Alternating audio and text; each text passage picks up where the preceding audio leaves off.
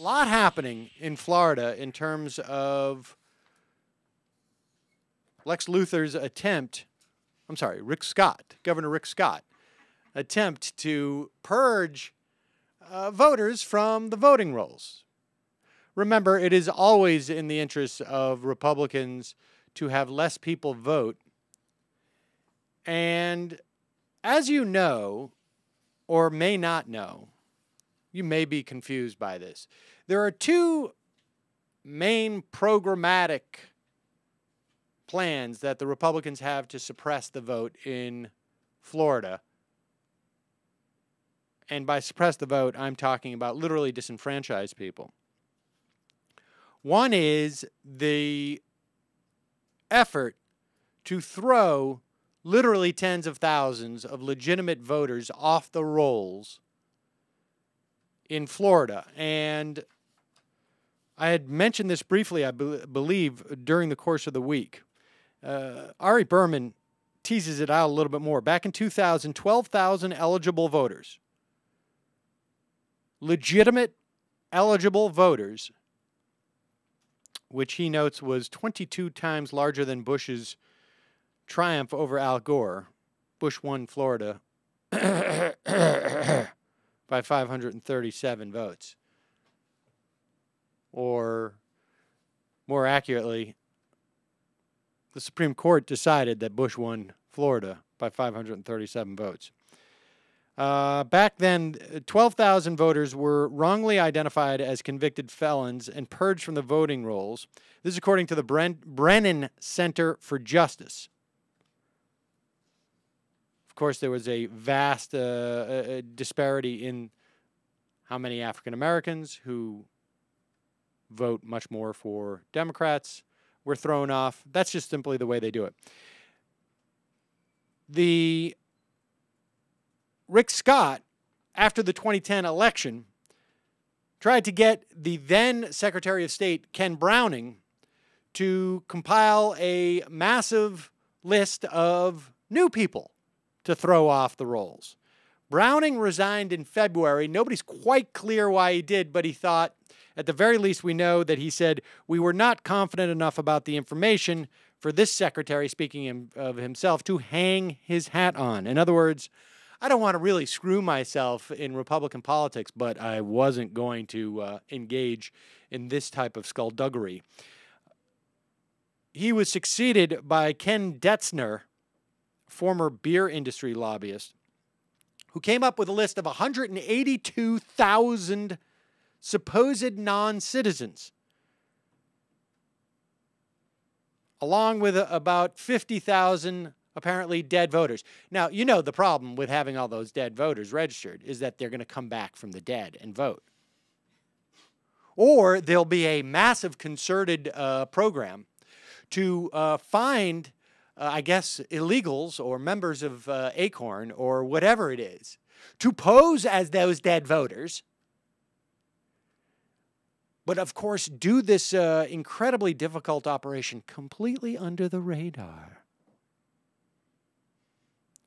So on May 8th, the state mailed out the first batch of 2,600 letters to Florida residents informing them, quote, you're not a United States citizen, however you are registered to vote. If you did not reply to that within 30 days and affirm your U.S. citizenship, you're dropped from the rolls automatically. How many of you out there have not met your credit card grace period or your electric bill within 30 days? Just in the past month, never mind over the course of a year. Think Progress broke down these numbers, and they found that over 20%, I mentioned this the other day, 20% of those voters in Miami-Dade are in fact citizens. The actual numbers may be higher because over 20% responded and said, we're citizens. So we don't know if the numbers, 50% of those letters are wrong, 75%. We don't know if any of those people are still in the country that are supposedly not here legally. We don't know any of that. We just know that at least over 20% are in fact legitimate voters.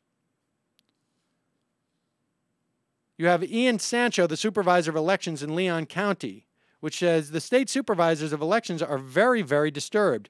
This was dumped into our laps at the 11th hour. Those of us who have been here long enough get this eerie similarity to the flawed felon databases in 2000. This purge disproportionately targets Democratic voters. 2/3 of the alleged non-citizens on the initial purge list reside in the heavily Democratic Miami-Dade County. The county had the third highest number of naturalized citizens from 2009 to 2011. So at least a big chunk of those people could be naturalized citizens since the time that these voter purge rolls were generated. So last night, the Justice Department sent a letter to the Secretary of State of Florida, Ken Detzner, saying, stop the purging of voter rolls. The letter said that Florida's voter roll purge violated the National Voter Registration Act, which stipulates that voter roll maintenance should have ceased 90 days before an election, which given Florida's August 14th primary meant May 16th. 5 of Florida's counties are subject to the Voting Rights Act, but the state never sought permission from either the Justice Department or a federal court to implement its voter roll maintenance program. And David Dayan points out that this letter mentions news reports, and one of the things that we've been talking about is that there are no news reports about this. Think Progress and then Ari Berman just the other day are the only people I've seen who have written about this in any significant way. The second effort that Florida is engaged in to disenfranchise voters, we talked about quite some time ago. It was a new set of Florida state rules which basically put up these huge obstacles and bars to groups like the League of Women Voters to stop it from having voter registration drives. It essentially said that you need to be able to verify these signatures within 48 hours. If there's any violations, it's going to be $1,000 per violation. This is just registration.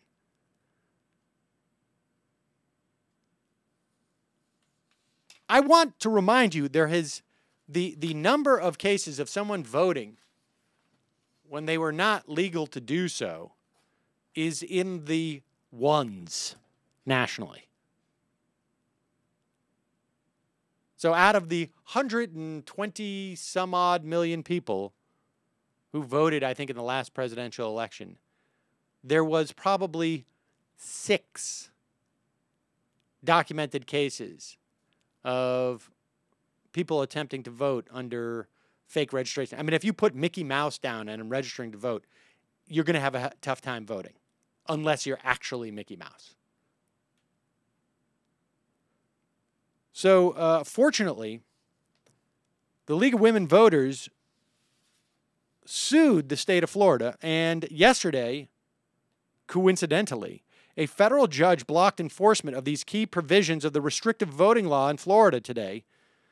This is a press release from the Brennan Center. The law, HB 1355, included onerous restrictions on community-based voter registration drives. In his decision, U.S. District Judge Robert Hinkle found that the Constitution and federal law prohibit most of Florida's recently passed restrictions and highlighted the law's impact on the plaintiff's constitutional rights. So good news for people who do want to vote in Florida. There will be less of an opportunity, hopefully, for voter suppression. The one area where the Department of Justice has done anything, as far as I can tell, is in this area of civil liberties, specifically pertaining to voting. So that's the good news for the day.